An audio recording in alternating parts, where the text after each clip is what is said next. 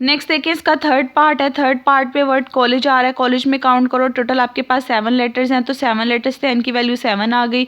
सी देखें, सी रिपीट नहीं हो रहा, उसको नहीं लिखेंगे। ओ भी रिपीट नहीं हो रहा था, नहीं लिखेंगे। एल देखें 2 दफ़ा आ रहा है, इसलिए N1 की वैल्यू 2 लिख दोगे। ई देखो, ई 2 दफ़ा रिपीट हो रहा है, बता दोगे। N2 जो सेकंड चीज़ रिपीट हो रही है वो भी 2 टाइम्स आ रही है, फॉर्मूला लिखोगे 7 2 × 2। उसके बाद इसका फॉर्मूला ओपन करोगे, ऊपर वाली टर्म का फिक्टोरियल, नीचे वाली टर्म्स का फिक्टोरियल सॉल्व करने के बाद एट द एंड ये आंसर आ जाएगा।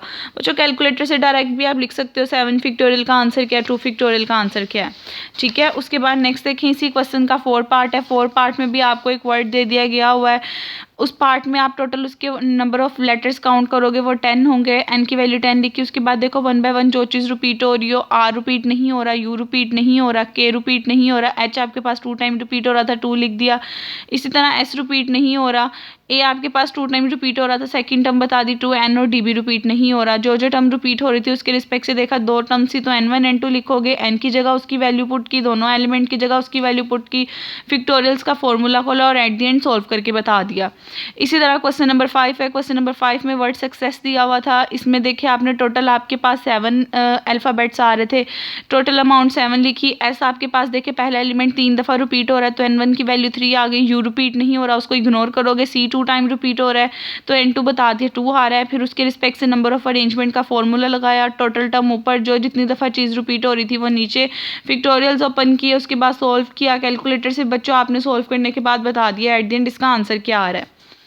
अब नेक्स्ट बच्चों आपके पास क्वेश्चन नंबर 2 है। क्वेश्चन नंबर 2 में देखिए आप लोगों से क्या कहा हुआ है।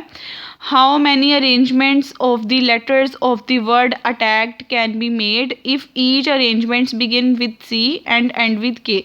आपको एक वर्ड बता दिया हुआ है अटैक्ड, आपसे कहा है इसकी परमुटेशन नंबर ऑफ अरेंजमेंट निकालनी है। अब देखो बच्चों, नंबर ऑफ अरेंजमेंट निकालने के साथ साथ आपको ये चीज़ कही हुई है कि पहली चीज़ को आपने स्टार्टिंग को, बिगिन को आपने फिक्स कर दिया है सी के साथ, और एंड वाली टर्म को फिक्स कर दिया है के के साथ।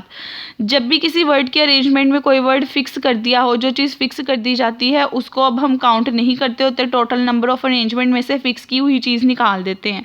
जैसे कि अगर आप अटैक्ड में टोटल लेटर्स काउंट करो तो 1 2 3 4 5 6 7 8, टोटल आपके पास 8 लेटर्स थे। लेकिन कितनी टर्म्स फिक्स कर दी हैं? 2 टर्म्स फिक्स कर दी हैं, सी भी फिक्स है, के भी फिक्स है। जो चीज़ फिक्स कर दी, टोटल आपके पास 2 चीज़ें फिक्स की हैं, तो इसे 8 में से 2 निकाल दोगे। फिक्स टर्म को डील नहीं करोगे तो कह दोगे एन की वैल्यू अब आपके पास रह गई है 6। फिक्स की हुई जितनी अमाउंट होती है उसको निकाल देते हैं। उसके बाद देखो बाकी टर्म्स कितनी दफ़ा रिपीट हो रहे हैं। ए 2 टाइम रिपीट हो रहा था, तो N1 की वैल्यू 2 लिख दी। टी 2 टाइम रिपीट हो रहा था, N2 की वैल्यू 2 लिख दी। और कोई भी चीज़ रिपीट नहीं हो रही है उसके रिस्पेक्ट से फॉर्मूला लगाओगे। फॉर्मूला लगाने के बाद ऊपर वाली टर्म का फिक्टोरियल, नीचे वाली टर्म्स का फिक्टोरियल, और एट द एंड बच्चों सॉल्व करके आपके पास ये आंसर आ जाएगा 180।